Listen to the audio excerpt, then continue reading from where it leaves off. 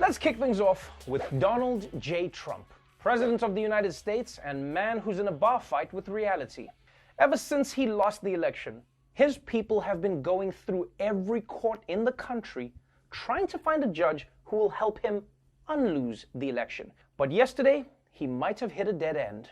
The Supreme Court has now shot down an effort by President Trump's allies in Pennsylvania in that overall effort to try to overturn the election. Terry, the U.S. Supreme Court seemed to send a very strong signal late today with very few words.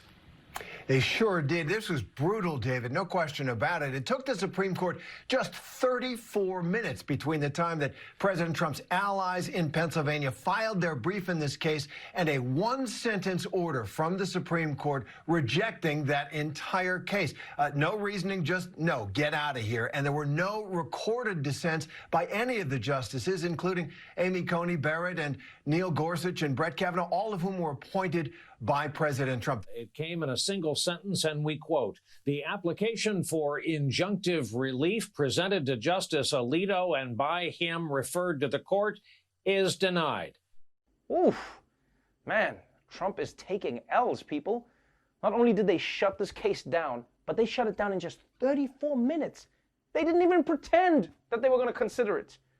This is like asking somebody out, and they just shut you down immediately. Hey, would you like to go out with me? And Trump must be especially butthurt that the justices he appointed didn't do anything about this. Because in his mind, he thinks that they owe him big time. He's probably like, what the hell, Brett? I stuck with you when everyone said you were a creepy drunk, but now you won't let me be president just because I didn't get enough votes. All of a sudden, now you know the meaning of the word no, Brett? Huh? I hate all of you, Neil, Brett, and you hurt me most of all, Amy Coney Island. But here's the truth, man. You can't blame the Supreme Court for not wanting to get involved in Trump's case.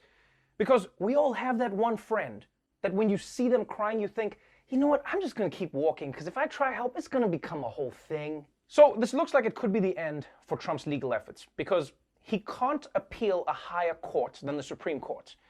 I mean, maybe he'll try appeal to God. Who knows? Look, I know I'm only asking for your help when I'm walking down a ramp, but this one's important, big guy. And can we just take a moment to reflect on how hard this past month has been for Trump's people? Because it's not easy to overturn a democracy. It's actually taking a physical toll on them. I mean, Trump's hair went gray overnight, his legal team is riddled with corona, and now one of Trump's top supporters, Congressman Louis Gohmert, is literally falling apart. It was an embarrassing moment for Texas Republican Louis Gohmert. I have been with our Afghan allies many times since 2001. His tooth fell out in the middle of a press conference on Capitol Hill. The congressman didn't miss a beat. He quickly clawed it with his tongue, tucked it away in his cheek, and kept speaking. Gohmert tweeted later, accusing reporters of being more interested in a temporary crown coming loose than they were in covering claims of election fraud by the president. That is the most disgusting thing I have ever seen in 2020. And remember, I've seen everything. I mean, I saw Rudy's hair melt. I saw a human woman marry an inside-out ferret. But as disgusting as it is, it's still pretty funny, man. I mean, Trump's fraud cases are getting knocked out of their court so hard that other people are losing their teeth. And it's not like Louis over here can give that tooth to the tooth fairy, because she's going to be like, nuh-uh, I didn't sign up for this shit. I buy teeth from kids, not middle-aged Cabbage Patch dolls. And I love how he tried to move on, like nothing happened. Did you see that, huh? Try to move on like a tooth. My man. I don't care what side of history you're on. If your tooth falls out mid-speech, your argument is over. I know it's not fair, but that's the way it is. If that happened to FDR, even he would have been like, December 7th, 1941, a date which will live in infamy. Oh shit, my tooth. Forget it. Congrats, Japan, you've won.